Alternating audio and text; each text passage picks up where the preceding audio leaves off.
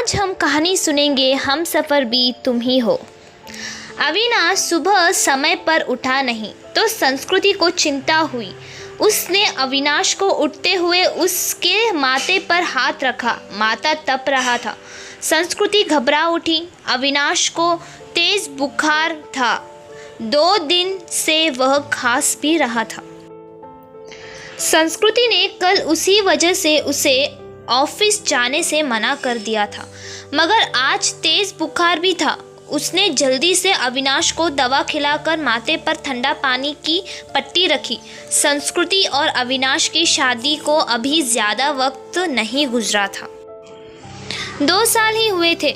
पिछले साल तक सास ससुर साथ में रहते थे, मगर कोरोना में संस्कृति की जेठानी की मौत हो गई तो सास ससुर बड़े बेटे के पास रहने चले गए। उसके बाद कोरोना का प्रकोप बढ़ता ही गया। पिछले कुछ समय ही टीवी चैनल्स पर दिल्ली के अस्पतालों में कोरोना से जूझने वाले की हालत देखकर वह वैसे भी परेशान थी। कहीं वेंटिलेटर नहीं तो कहीं ऑक्सीजन नहीं। मरीजों को अस्पतालों में बेड तक नहीं मिल रहा था। ऐसे में अब उनका क्या होगा, यह सोचकर ही वह कांप उठी। जल्दी से उसने माँ को फ़ोन लगाया। माँ, अविनाश को सुबह से बहुत तेज़ बुखार है, क्या करूँ? बेटा, यह समय ही बुरा चल रहा है।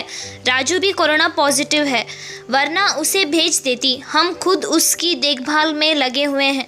तू ऐसा कर, जल्दी से डॉक्टर को बुला और दवाई शुरू कर। हाँ माँ, वो तो करना ही होगा। मेरी सास की भी तबीयत भी सही नहीं चल रही है, वरना जेठ जी को ही बुला लेती। घबरा नहीं बेटी, धैर्य से काम ले, सब ठीक हो जाएगा। माँ ने समझाने का प्रयास किया। संस्कृति ने पति का कोरोना टेस्ट करवाया। तब तक फैमिली डॉक्टर से पूछकर दवाई भी देती रही। इस बीच अविनाश की हालत ज़्यादा खराब होने लगी तो वह उसे लेकर अस्पताल भागी। 2 अस्पतालों से निराश लौटने के बाद तीसरे में मुश्किल से बेड का इंतज़ाम हो सका। सास ससुर और जेठ भी दूसरे शहर में थे, सो मदद करने के लिए आ नहीं सके। वैसे भी दिल्ली में लॉकडाउन लगा हुआ था। रिश्तेदार चाहकर भी उसकी मदद करने नहीं आ सकते थे। आस पड़ोस वाले ने कोरोना के डर से दरवाजे बंद कर लिया। तब संस्कृति ने अपने दोस्तों को फ़ोन लगाया, पर सबने बहाने बना दिए। अकेली संस्कृति पति की सेवा में लगी हुई थी। अस्पताल में मरीजों की लंबी कतारों और मौत के तांडव के बीच किसी तरह संस्कृति खुद को बचाते हुए पति के लिए दौड़ भाग करने में लग गई। कभी दवा की पर्ची लेकर भागती तो कभी खाना लेकर, कभी डॉक्टर से गिड़गिड़ाती तो कभी थका हार कर बैठ जाती। उसे कोरोना वार्ड में जाने की इजाज़त नहीं दी थी। बाहर रिसेप्शन में बैठकर ही पति के ठीक होने की कामना करती रहती। उस पर पति की तबीयत अच्छी होने के बजाय बिगड़ती जा रही थी। उस दिन भी डॉक्टर ने पर्ची में कई दवाएं जोड़कर लिखी। वह दवाई लेने गई, मगर जो सबसे ज़रूरी दवा थी वह नहीं मिली। अस्पताल में उसका स्टॉक खत्म हो चुका था। अब वह क्या करेगी? बदहवास ही वह अस्पताल में बेंच पर बैठ गई। बगल में ही परेशान सा एक युवक भी बैठा हुआ था। संस्कृति ने उसकी तरफ मुखातिब होकर पूछा, आप बता सकते हैं यह दवा मुझे कहाँ मिलेगी? मैं खुद यह दवा ढूंढ रहा हूँ, आसपास तो मिली नहीं। मेरे दोस्त ने बताया है कि नोएडा में उसकी शॉप है, उसने कुछ दवाई स्टॉक करके रखी हैं, सो वह मुझे दे देगा। अभी जाने की ही सोच रहा था। पर्ची लाइए, मैं अपने साथ आपके लिए भी दवा ले आता हूँ। बहुत मेहरबानी होगी। सुबह से इसके लिए परेशान हो रही थी। पसीना पोंछते हुए संस्कृति ने कृतज्ञ स्वर से कहा, मेहरबानी की कोई बात नहीं, इंसान ही इंसान के काम आता है। बस इतना शुक्र मनाइए कि दवा वह मिल जाए। कहकर वह चला गया। करीब 2 से 3 घंटे बाद लौटा तो उसके चेहरे पर परेशानी की लकीरों के बावजूद खुशी थी। यह लीजिए, बड़ी मुश्किल से मिली मगर मिल गई, यही बहुत है। बहुत बहुत शुक्रिया। कितने की है? संस्कृति का चेहरा भी खिल उठा था। अरे नहीं, पैसे की ज़रूरत नहीं, आप पहले यह दवा खिलाइए मरीज को। उसी दिन के बाद से दोनों में बातचीत होने लगी। वह अपने भाई की देखभाल में लगा था और संस्कृति पति के लिए दौड़ भाग कर रही थी। दोनों का दर्द एक सा ही था। संस्कृति जब भी व्यतीत होती तो वह उसके कंधों पर सिर रखकर रो लेती। कोई चीज़ लानी होती तो प्रतीक लेकर आता, संस्कृति को घर छोड़कर आता। धीरे धीरे तकलीफ़ के इन दिनों में दो अजनबी एक बंधन में बनते जा रहे थे। उनके बीच एक अजीब सा आकर्षण भी था जो दोनों के इस बंधन को और मजबूत बना रहा था। एक दिन अविनाश का ऑक्सीजन लेवल काफ़ी घट गया। अस्पताल में ऑक्सीजन सिलेंडर नहीं था। तब प्रतीक ने यह जिम्मेदारी अपने ऊपर ले ली। पूरे दिन खड़ी धूप और गर्मी में लाइन में लगकर आखिर वह ऑक्सीजन सिलेंडर लेकर ही लौटा था। उस दिन संस्कृति ने पूछा था, आप मेरे लिए इतना कुछ कर रहे हैं, इतना ख्याल रखते हैं, मगर क्यों? मैं तो आपकी कुछ भी नहीं लगती। फिर बताओ ना, ऐसा क्यों कर रहे हो? पहली बात, हर क्यों का जवाब नहीं होता, और दूसरी बात, हम दोनों हमसफ़र नहीं हैं तो क्या हुआ, हमदर्द तो है ना। आपके दर्द को मैं बहुत अच्छे से महसूस कर सकता हूँ। आपकी तकलीफ़ देखकर मुझे दुख होता है। बस किसी भी तरह आपकी मदद करना चाहता हूँ। एक अनकहा सा मगर मजबूत साथ महसूस कर वह गमों के बीच भी मुस्कुरा उठी थी। धीरे धीरे अविनाश की तबीयत और भी बिगड़ गई और उसको वेंटिलेटर पर रखना पड़ा। अस्पताल में वेंटिलेटर्स की भी कमी थी। कई वेंटिलेटर्स खराब हो गया। बदहावासी संस्कृति ने प्रतीक को फ़ोन लगाया तो पता चला कि उसके भाई को भी कहीं और शिफ्ट करने की नौबत आ गई है। आप चिंता ना करो संस्कृति जी, मैं अपने भाई को जिस अस्पताल में लेकर जा रहा हूँ, आपके पति को भी वहीं लेकर चलता हूँ। वहाँ वेंटिलेटर्स की सुविधा है और डॉक्टर्स भी अच्छे हैं। प्रतीक ने उसे ढांढस बंधाया और फिर जल्दी ही शिफ्टिंग की सारी व्यवस्था कर दी। शाम में सब निपट गया तो प्रतीक का हाथ पकड़कर रोंदे गले से संस्कृति इतना ही कह सकी, आप नहीं होते तो पता नहीं क्या होता। मैं नहीं होता तो कोई और होता। अच्छे लोगों की मदद के लिए कोई ना कोई आ ही जाता है।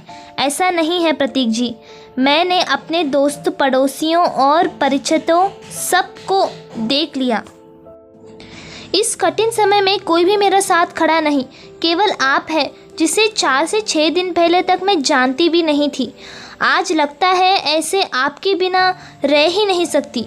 उसकी बात सुनकर प्रतीक ने एक अलग ही नज़र से संस्कृति की तरफ देखा और फिर मुस्कुराकर चला गया। संस्कृति के दिल में अजीब सी बेचैनी होने लगी। वह सोचने लगी कि प्रतीक का साथ इस परेशान के समय में भी इतना सुकून दे जाता है। अस्पताल में मरीज़ के रिश्तेदार की भागदौड़ और परेशानियों के बीच भी चंद लम्हे वह केवल प्रतीक के बारे में सोचती रह गई। इस तरह 2 से 3 दिन और गुजरे। अविनाश की हालत काफ़ी गंभीर थी। फिर एक दिन सुबह संस्कृति को सूचना मिली थी कि उसके पति की मृत्यु हो गई है। एक पल में संस्कृति को लगा जैसे वह अधूरी रह गई, उसका सब कुछ छिन गया है। प्रतीक ने जितना हो सका उसे धैर्य बंधाया। कोरोना की वजह से वह पति के शव को घर में नहीं ला सकती थी। लॉकडाउन लगा हुआ था, घर वालों का आना भी कठिन था। ऐसे में उसे समझ नहीं आ रहा था कि पति को अंतिम विदाई कैसे दे। उस वक्त भी प्रतीक ही उसके काम आया।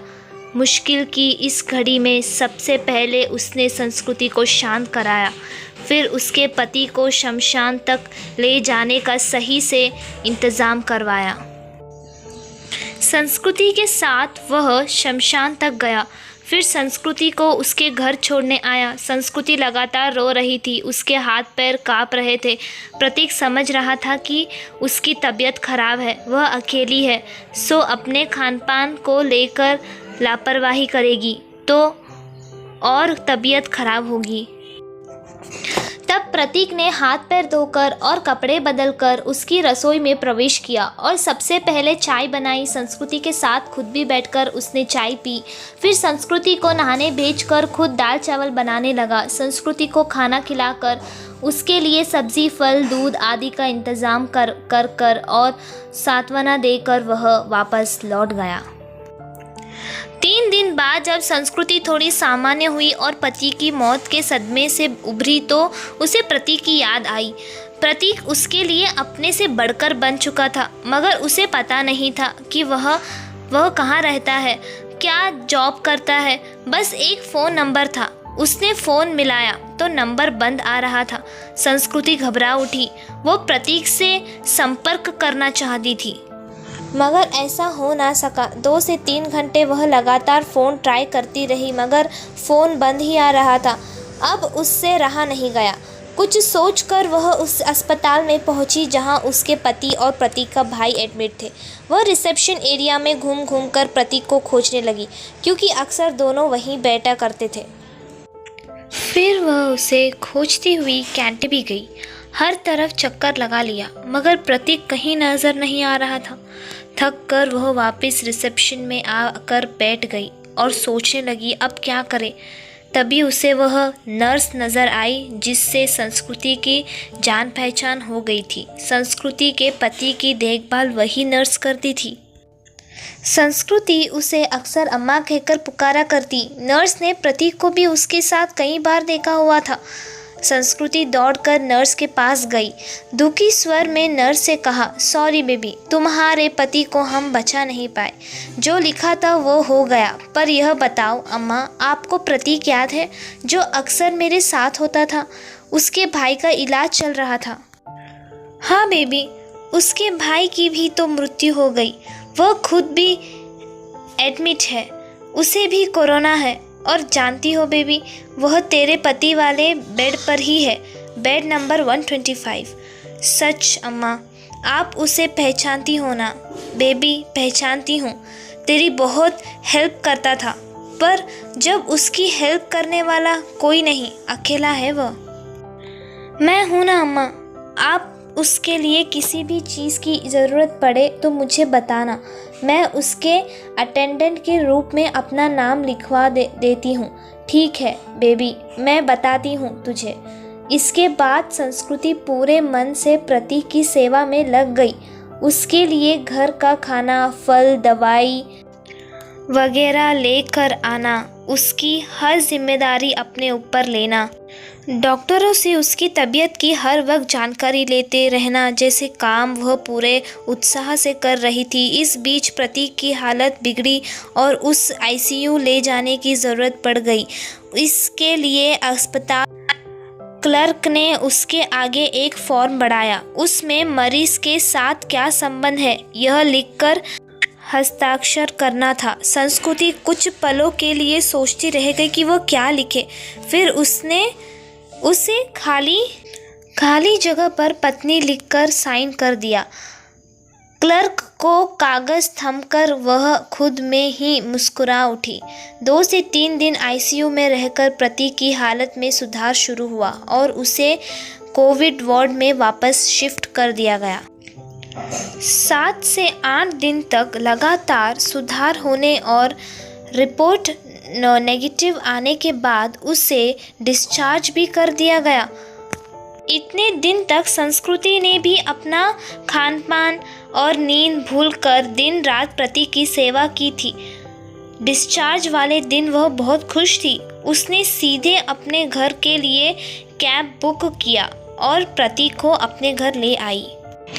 प्रतीक ने टोका तो संस्कृति ने थोड़े शरारती अंदाज में जवाब दिया, मैंने फॉर्म में एक जगह यह लिखकर साइन किया है कि मैं तुम्हारी पत्नी हूँ और इसलिए अब मेरा और तुम्हारा घर अलग अलग नहीं बल्कि एक ही होगा।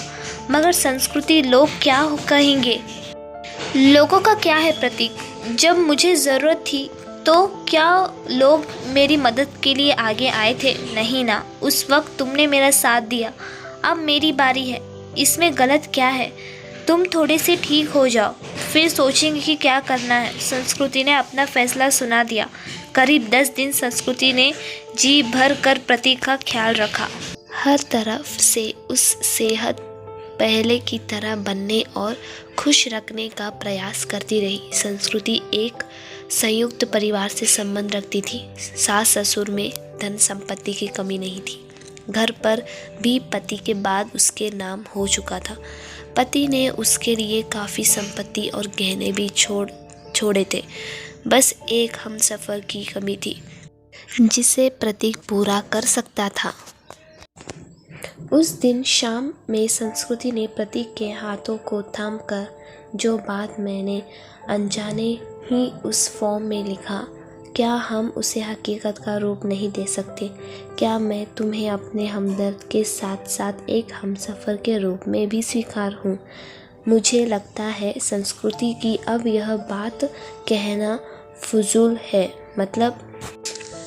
मतलब यह कि तुम ऑलरेडी मेरे हमदर्द और हमसफ़र बन चुकी हो।